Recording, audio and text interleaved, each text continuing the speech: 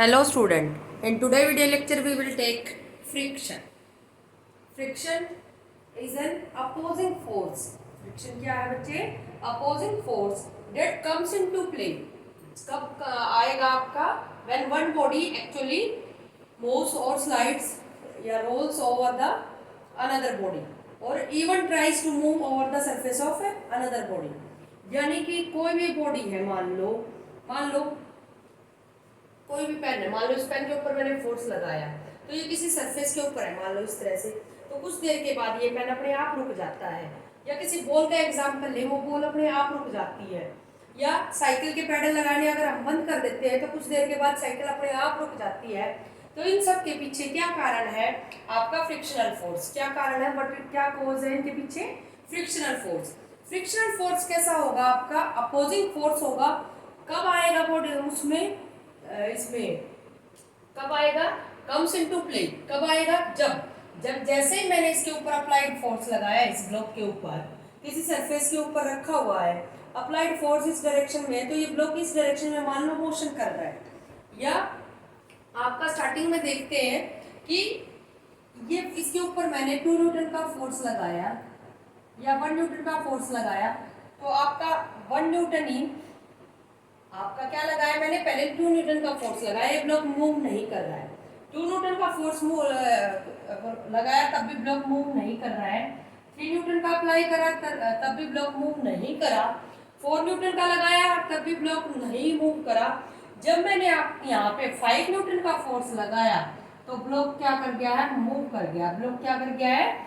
Move कर गया है दूसरे सरफेस के ऊपर। इसको इस तरह से भी समझ सकते हैं, कोई पत्थर पड़ा हुआ है मान लो, उसके ऊपर आपका एक बंदा आता है, फोर्स लगाता है, नहीं मूव करता। दूसरा बंदा आता है, उसी डायरेक्शन में फोर्स लगाता है, नहीं मूव करता। लेकिन जैसे ही तीसरा बंदा आता है, फोर्स लगाते ही वो मूव कर जाता है। तो ये क्या चीज है? ये है आपका कि इस केस में, स्टार्टिंग वाले केस में मान लो 5 न्यूटन तक वो मूव नहीं कर रहा, तो आपका इस केस में जो फ्रिक्शन का नाम होगा उसका होगा स्टैटिक फ्रिक्शन। क्या नाम होगा? Static friction. तो उस केस में अगर 1 न्यूटन लगा रहे हो तो स्टैटिक फ्रिक्शन की वैल्यू भी 1 न्यूटन। 2 न्यूटन लगा रहे हो तो 2 न्यूटन, 3 न्यूटन लगा रहे हो तो 3 न्यूटन, 5 न्यूटन लगा रहे हो तो 5 न्यूटन। ठीक है, ये तो फर्स्ट टाइप होगी स्टैटिक फ्रिक्शन। और हमेशा ही फ्रिक्शन अपोजिट इन डायरेक्शन में होंगे, यानी कि friction always in opposite direction, acts always in opposite direction. कि बॉडी की मोशन तो ये हो रही है, अप्लाइड फोर्स तो इधर की तरफ, और ये क्या है? आपका इस डायरेक्शन में है। और इस फ्रिक्शन को स्मॉल एफ से नोट करते हैं हम, फ्रिक्शनल फोर्स। ठीक है, अब एफ एस का मतलब कौन सा है? Static friction. अगर एफ के लिखा हुआ है तो काइनेमेटिक फ्रिक्शन, एफ के लिखा हुआ है तो काइनेमेटिक फ्रिक्शन। अब दूसरी चीज है कि सबसे पहले तो ये कहाँ, जो फ्रिक्शनल फोर्स है हमेशा ही अपोजिट डायरेक्शन में लगेंगे, हमेशा पैरेलल टू द सरफेस होंगे। जो सरफेस है उसके क्या जाएंगे? पैरेलल। और जो अप्लाइड फोर्स है, दिस अप्लाइड फोर्स और फ्रिक्शनल फोर्स के बीच में एंगल 180 होगा। क्या होगा? 180, क्योंकि एक उधर जा रहा है और एक इस डायरेक्शन में आ रहा है, तो दोनों के बीच में एंगल क्या बनेगा? 180। ठीक है, और इट ऑलवेज स्टार्ट्स एक्टिंग। कब स्टार्ट होगा? किस पे? बॉडी पे। Whenever there is a tendency of relative motion. क्या हो? रिलेटिव मोशन हो, कि दो के बीच में, दो सरफेसेस के बीच में क्या है? रिलेटिव मोशन हो। ठीक है, तो आपका फ्रिक्शन, ये कौन सा फ्रिक्शन है? Static friction. अभी चल रहे थे, इसके अंदर ही देखते हैं। सबसे पहले स्टैटिक फ्रिक्शन को डिटेल में देखेंगे। आपका स्टैटिक फ्रिक्शन कैसा फ्रिक्शन है? जब तक बॉडी ट्राई कर रही है मूव करने की, लेकिन मूव कर नहीं रही, कोशिश कर रही है लेकिन कर नहीं रही, क्योंकि उस केस में स्टैटिक फ्रिक्शन की वैल्यू अगर 1 न्यूटन लगाते हैं अप्लाइड फोर्स तो वो भी 1 न्यूटन हो जाती है, 2 न्यूटन लगाते हैं तो वो भी 2 न्यूटन, ये 3 लगाओगे तो वो भी 3 न्यूटन, और 5 लगाओगे तो 5 न्यूटन।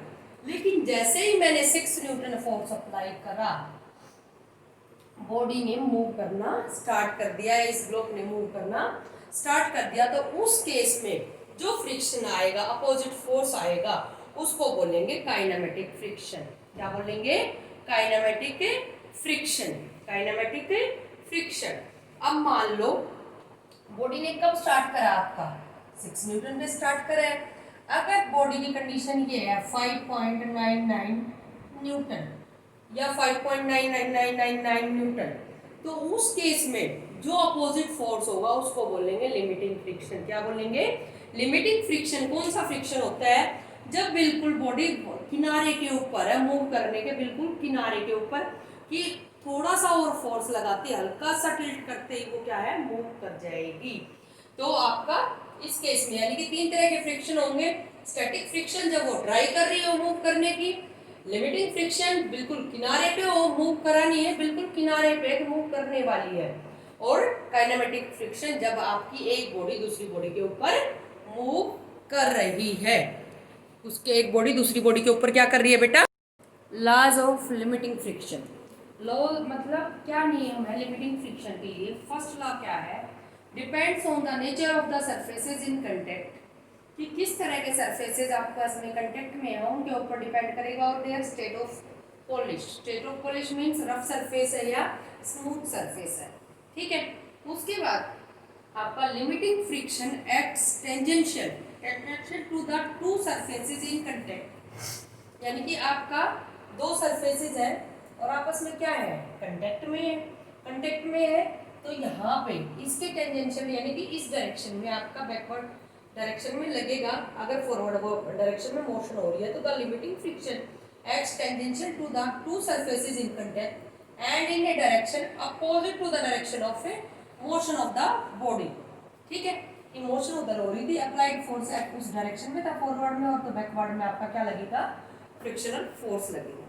अब W क्या है? W है weight of the body. R क्या है? Normal reaction. Normal reaction. तो आपका थर्ड लॉ क्या बोलता है कि जो लिमिटिंग फ्रिक्शन की वैल्यू होगी वो किसके डायरेक्टली प्रोपोर्शनल होगी? It is always directly proportional to normal reaction. R के डायरेक्टली प्रोपोर्शनल होगी। अब एफएस मैक्स क्यों लिखा? क्योंकि स्टैटिक फ्रिक्शन की मैक्सिमम वैल्यू ही क्या कहलाती है, लिमिटिंग फ्रिक्शन। तो आपका म्यू एस आर आ जाएगा, क्योंकि किसी भी डायरेक्टली प्रोपोर्शन को हटाएंगे तो वो पुट ए कांस्टेंट। तो mu S equals to F S max by R. F S max by R. It has no dimension formula, कोई भी डायमेंशन फार्मूला नहीं होगा, और इसको बोलते हैं coefficient of static friction. Mu S को बोलेंगे coefficient of static friction. Fourth law देखिए बेटा आपका, the value of limiting friction is independent of the area of the surface in contact. जिस सरफेस के कंटेक्ट में है तो उस कितना एरिया उसने ऑक्यूपाई कर रखा उसके ऊपर डिपेंड नहीं करेगा, बट किसके ऊपर डिपेंड करेगा? So long as the normal reaction remains the same. Normal reaction क्या रहनी चाहिए आपकी बॉडी की? जब तक सेम रहेगी तब तक वो किसके ऊपर डिपेंड है? एरिया के ऊपर डिपेंड नहीं करेगा। उसके बाद है laws of kinetic friction. Same approximately the kinetic friction oppose the relative motion. किसको अपोज करेगा? रिलेटिव मोशन को, as a constant value and depending on the nature of two surfaces in contact. Kinetic friction किसको oppose करेगा? Relative motion को। Constant value होगी depending on the nature of two surfaces in contact. दो surfaces किस तरह से contact में है उस पर डिपेंड करेगा।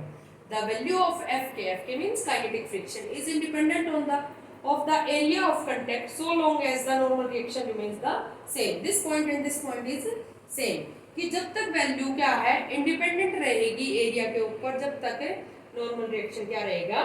सेम। एफ की अब कोई बॉडी ज़्यादा स्पीड से मूव कर रही है, कोई बॉडी कम स्पीड से मूव कर रही है, और या कोई किसी बॉडी की वेलोसिटी ज़्यादा है किसी की कम है, तो ऐसा नहीं है कि फ्रिक्शनल फोर्स की आपका काइनेटिक फ्रिक्शन की आपकी वैल्यू डिफरेंट आएगी, ऐसा नहीं है। उसकी वैल्यू क्या रहेगी? सेम रहेगी। एफ के does not depend on velocity, चाहे वेलोसिटी ज़्यादा है चाहे कम है, वो वैल्यू क्या रहेगी आपकी? Same. Fourth question, fourth law क्या है? F K is directly proportional to normal reaction, यानी कि जो एफ के की वैल्यू होगी वो किसके डायरेक्टली प्रोपोर्शनल होगी? नॉर्मल रिएक्शन के। तो एफ के इक्वल्स टू म्यू के आर। म्यू के क्या है? कोफिशिएंट ऑफ काइनेटिक फ्रिक्शन, और किस तरह से डिफाइन कर सकते हैं? It is the ratio of kinetic friction to the normal reaction. It is the ratio of kinetic friction to the normal reaction. It has it has no dimension formula, क्योंकि dimension formula नहीं होगा। क्यों बेटा? क्योंकि आपका ऊपर भी force है और नीचे भी क्या है? फोर्स है। अब अगला है angle of friction. Angle of friction it may be defined, ये कौन सा एंगल हो, किसको बोलेंगे angle of friction? It may be defined as the angle, ये वो एंगल होगा which the resultant of limiting friction. अब आप रिजल्टेंट वर्ड पे रुकिए बेटा एक बार। रिजल्टेंट वर्ड क्या होता है? किन्हीं भी दो फोर्सेस का रिजल्टेंट, किन्हीं भी दो वेलोसिटीज का रिजल्टेंट। अब किस किस का रिजल्टेंट है? एक तो लिमिटिंग फ्रिक्शन का, एक तो लिमिटिंग फ्रिक्शन का। अब ये अप्लाइड फोर्स है, कोई भी ब्लॉक रखा हुआ है, ये अप्लाइड फोर्स है और ब्लॉक, ये पीछे कौन सा फोर्स लग रहा है? F S max. F S max का क्या मतलब समझते हो? कि मैक्सिमम वैल्यू किसकी? स्टैटिक फ्रिक्शन की। उसी को तो लिमिटिंग फ्रिक्शन बोलते हैं कि बॉडी मूव नहीं करी है, वर्ज पे है, वर्ज मीन किनारे के ऊपर है बिल्कुल। अब उस टाइम पे जो फ्रिक्शन होगा एफ एस मैक्स। अब ये क्या है? Normal reaction. This is weight vertically downward, upward क्या होगा? Normal reaction. अब ध्यान से देखना, इसका एरो इधर की तरफ, इसका एरो इधर की तरफ, ये एरो किधर जा रहा है? इधर की तरफ, तो ऐसे ऐसे। तो आपका ये वाला क्या चीज रिप्रेजेंट करेगा? उसका रिजल्टेंट, क्योंकि ये दोनों एरो किस ऑर्डर में है? सेम ऑर्डर में, बट ये अपोजिट ऑर्डर में है। ठीक है, तो resultant of F S max and R, तो वो एंगल जो बनेगा resultant of limiting friction, resultant of limiting friction and the normal reaction, normal reaction mix with the normal reaction, यानी कि किस किस का रिजल्टेंट। अब आप दो बार कंफ्यूज मत होना, नॉर्मल रिएक्शन दो बार आया आपका, इसका ये मतलब है कि resultant of limiting friction and normal reaction mix with the normal reaction. Normal, ये तो रिजल्टेंट हो गया और ये नॉर्मल रिएक्शन हो गया और ये थीटा हो गया, इसको बोलेंगे आपका angle of friction, angle of friction. तो टेंजेंट थीटा क्या आया? BC by OB। अब परपेंडिकुलर बाय बेस आएगा, परपेंडिकुलर बाय क्या आएगा? बेस। तो परपेंडिकुलर ये हो गया इस ट्रायंगल का और ये हो गया बेस, तो BC by OB, BC by OB। और अब इसको हम राइट डाउन कर सकते हैं BC, क्योंकि this side is similar to this side OA, तो OA बाय OB, और OA की वैल्यू क्या है? FS max by R। अब FS मैक्स बाय R को अभी हमने क्या करा था? कोफिशिएंट ऑफ स्टैटिक फ्रिक्शन करा था, किसके इक्वल था? म्यू एस के, हम ये जानते हैं अभी।